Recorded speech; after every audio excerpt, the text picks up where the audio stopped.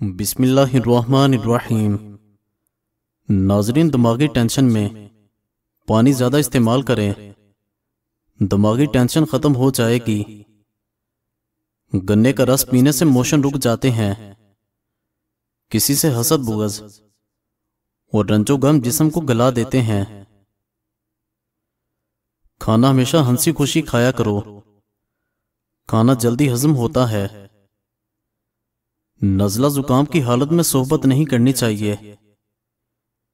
सेब नजर तेज करने के लिए बेहतरीन चीज है। टमाटर चेहरे के दाग धब्बे दूर करते हैं। परेशान हो तो वर्जिश करें, बेचैनी हो तो योगा करें, थके हो तो कुछ देर जरूर सोएं। सर का दर्द हो तो आंखें बंद करके लेट जाएं। हरी मिर्च की चटनी झुर्रियां दूर करती है। गुस्से की हालत में खाना खाने से बदहजमी पैदा होती है। किसी भी बीमारी के बाद ग़िज़ा कम खानी चाहिए। लाल मिर्च ज्यादा खाना दिमाग, आंखों और मैदे को नुकसान पहुंचाता है। पेशाब को रोकने से मसाने की बीमारियां पैदा होती हैं। सेब खाली पेट खाएं तो कब्ज़ कुशा है, बड़े पेट खाएं तो काबिज है।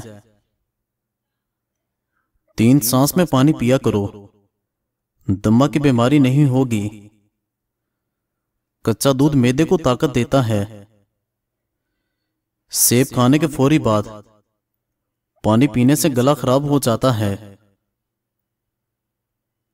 आम नमक की जगह आयोडीन नमक इस्तेमाल करें। आम नमक में बहुत सी बीमारियां होती हैं। नीले रंग के कपड़े पहनने से रंग खूबसूरत नजर आता है।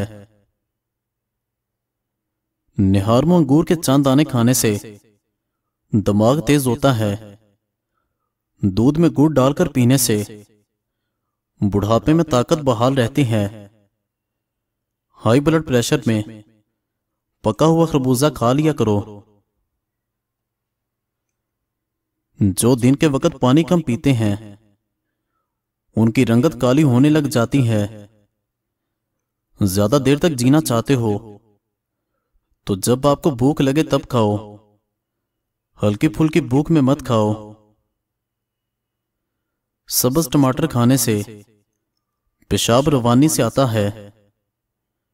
हरी मिर्च के इस्तेमाल से हाजमा बेहतर हो जाता है। तरबूज खा लिया करो, आपको पखाना स्याह नहीं आएगा। आलू बुखारा मैदे की जलन खत्म कर देता है। गुड़ इस्तेमाल करने वाले को शुगर नहीं होती। निहार मुंह मिसवाक कर लिया करो, मैदे की तमाम तेजाबियत खत्म हो जाती है। नजर की कमजोरी हो या आंखों में दर्द हो तो रात को सोने से कबल आंखों में सुरमा जरूर डाल लिया करो। इससे आपकी आंखों में ना दर्द होगा और आंखों की कमजोरी भी खत्म हो जाएगी। निहार मुंह सुबह कंघी कर लेने से आपके बाल मजबूत हो जाएंगे। अगर पट्टों का दर्द हो तो नीम गर्म पानी इस्तेमाल करो। अगर खारिश का मसला हो तो खट्टी चीजें खाने से परहेज करो। अगर बदन में कमजोरी हो जाए तो आप दालचीनी का इस्तेमाल किया करो। अगर शुगर का मसला हो जाए और कमजोरी पैदा हो जाए तो आप रोजाना करेले का जूस पी लिया करो। आपकी शुगर और जिस्मानी कमजोरी खत्म हो जाएगी। चनों में मिश्री डालकर इसको मिक्स करके खाया जाए तो आपका नज़ला खत्म हो जाएगा। खारिज से बचने के लिए बड़े गोश्त से परहेज करें। काले होंठों पर दही लगाकर सो जाओ, सुबह होंठ लाल हो जाएंगे। जेरे नाव बालों पर लीमू लगाकर साफ करो, आसानी से उतरेंगे। घुटनों पर हल्दी का मसाज करने से घुटनों में ताकत आती है। ऊंटनी के दूध में बड़ी इलायची डालकर पीने से जवानी वापस आती है। जिस्म पर जख्म हो जाए तो फौरन हल्दी वाला दूध पी लिया करो। 1 घंटे में जख्म बढ़ना शुरू हो जाएंगे। नाफ में वैसलीन लगाकर सोने से बदन बीमारियों से महफूज रहता है। बारिश के मौसम में कच्चा प्याज खाने से कीड़े मकोड़े पास नहीं आते। गर्मियों में मटके का पानी पीने से पसीना कम आता है और बदन ठंडा रहता है। आटे में चोकर मिलाकर रोटी पकाने से कब्ज से निजात मिल जाती है। अगर आंखों से पानी आता हो तो बादाम और इलायची को कूटकर खाने से पानी रुक जाता है। दूध में हल्दी डालकर पीने के 3 फायदे। ज़हनी सलाहियत बढ़ती है, मैदे की सफाई होती है, दर्द को बर्दाश्त करने की ताकत आ जाती है। प्याज खाने से बदन में ताजा खून पैदा होता है। फ्रूट चाट खाने से नींद ना आने की शिकायत दूर हो जाती है। हरी सब्जी खाने से जवानी आती है। खाने के बाद 1 केला खाने से खाना हजम होता है और मैदे को तकवीयत देता है। प्याज का पानी पीने से मैदा साफ हो जाता है। सर पर मालिश करने से बलगम खत्म हो जाती है। आटे का बचा हुआ पानी पी जाओ, पेशाब के कतरे आना बंद हो जाते हैं। बकरी का दूध ठंडा करके पीने से गर्मी नहीं लगती। चौकड़ी मारकर खाने वाला बीमार रहता है। दांत टेढ़े हों तो रोजाना दांतों पर मिसवाक करें, दांत सीधे हो जाएंगे। जो पानी कम इस्तेमाल करता है उसके गुर्दे जल्दी खराब हो जाते हैं।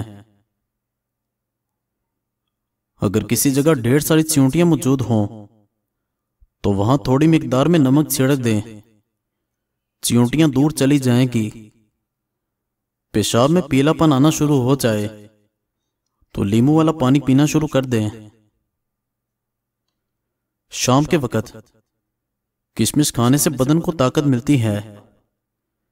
सब्ज चाय पीने से पेट की चर्बी पिघलती है। आड़ू खा लिया करो, इससे दिल मजबूत होता है। याददाश्त कमजोर हो जाए तो आम खा लिया करो।